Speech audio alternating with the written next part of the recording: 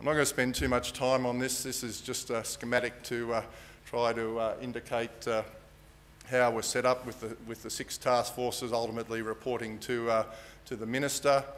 Whilst each of the task forces got their own work plan and reform agenda, those boxes in the middle really give you a sense on what they're focusing on. Future service delivery, anything to do improving their market access, the capacity for better use of information, communication and technology, making sure that our future arrangements are grounded in our legislative and regulatory requirements, and as they're starting to move to now, are considering future cost recovery models, future cost recovery arrangements.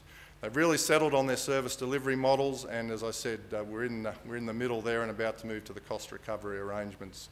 The bottom of the diagram just gives you a sense on the different areas of the department that are involved in this particular project.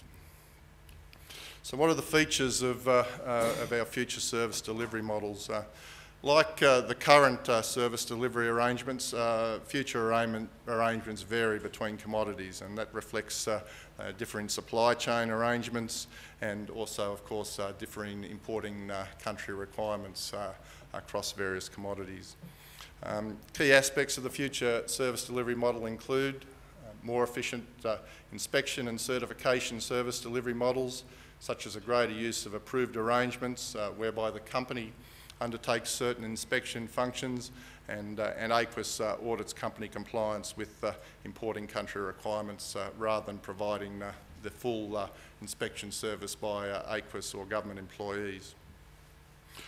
New regulatory arrangements with a focus on greater reliance on company quality management systems and, as I said, less item-to-item inspection by AQUIS officers. Enhanced verification arrangements based on the collection of those performance measures, those KPIs that are objective with the level of compliance activity by AQUIS to better reflect company performance. Much of our programs at the moment are focused on a regular cycle of audit and verification activities. Where we're really wanting to go to once we've got some objective performance data is a much more risk-based approach, and Tim talked about that in his presentation. It's a very consistent theme across the organisation. As I mentioned, we'll be looking for the increased use of electronic processing. We're heavily paper-based at the moment, and that'll be a key opportunity for us to move forward. And we've made some good headway with a number of our trading partners in relation to take up of what we call eCert, our electronic certification system.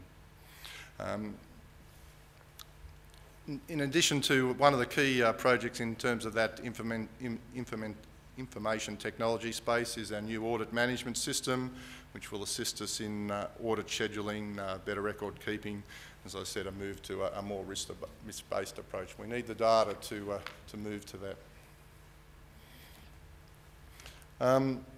The most critical projects under the work plan involve those revised service delivery arrangements. For meat, seafood, dairy, grain and horticulture sectors, this involves authorising non-AQUIS personnel, what we call AQUIS authorised officers or AQUIS authorised inspectors, depending on the particular commodity involved. Those authorised officers will undertake some of the regulatory functions that our AQUIS employed officers in the field currently undertake. For meat exporters, the Ministerial Task Force has decided that the use of AQUIS authorised officers will be mandatory. For other sectors, exporters will have a choice. The Live Animal Export Ministerial Task Force has identified an IT project that allows the electronic exchange of data between exporters and the live animal program as one of its most critical projects for delivering efficiencies. This sector has for many years had AQUIS accredited vets performing some of the functions that were formerly performed by AQUIS veterinarians. As I mentioned, the opportunity for industry to make greater use of those AQUIS authorised officers and inspectors is a key reform, and to guard against the perception of a conflict of interest, especially of trading partners. It's one of the questions we routinely get asked when we're explaining the new arrangements to trading partners is who's paying the inspectors, and the answer to that is very much that Industry is already paying for the inspectors. We are a fully cost-recovered service already, and really there is no change to who's ultimately paying the bill here. So we put in place a range of tools to manage the perception that company-employed authorised officers have a conflict of interest. Key tools include the AAO deed of obligation. It basically means that when authorised officers are performing their regulatory role, they'll be bound by the same sorts of obligations that we as public servants have under the Public Service Act. In addition, we'll be inserting what we're calling a non-interference clause included in each company's approved arrangement. And we'll also be providing appropriate training and work instructors for those company-employed authorised officers.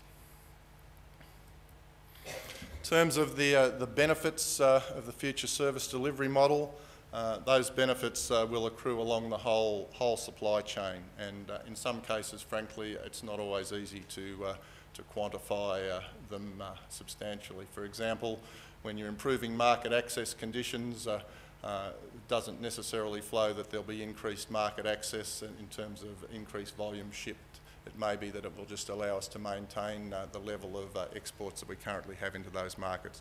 So not all of these things are readily quantifiable. But broadly, the benefits are going to fall into three main categories. Firstly, efficiency gains in AQUIS service delivery. In particular, AQUIS is looking to realign its resources to the minimum level required to meet importing country requirements and to make increased use of technology, as I've alluded to. Efficiency gains to industry along the supply chain as companies implement the new arrangements. Industry will have greater control and flexibility in the service delivery model, and potentially be able to reduce the duplication in regulatory and commercial audits that it currently faces. Interestingly, a number of the commodities, when you talk to them, their complaint isn't always about the level of cost from the AQUIS audit and inspection. It's often more to do with some of the commercial audits that they now face from, for example, some of the major retailers. So there's a lot of people in that space, and one of the goals that we have is to try to make the system flexible enough so that instead of having to deal with multiple audits, they can perhaps deal with a single auditor, or at least a much fewer number than they currently have to deal with. Third area is around increased ability for Australia to demonstrate its national system and the performance of that system. We believe that will, over time, very much aid in us gaining, improving and maintaining our market access. I've been giving you a deliberately high-level overview today, and that very much reflects that this is a work in progress. I'd encourage you to have a look on the Export Certification Reform Package website. There's a lot more detailed information.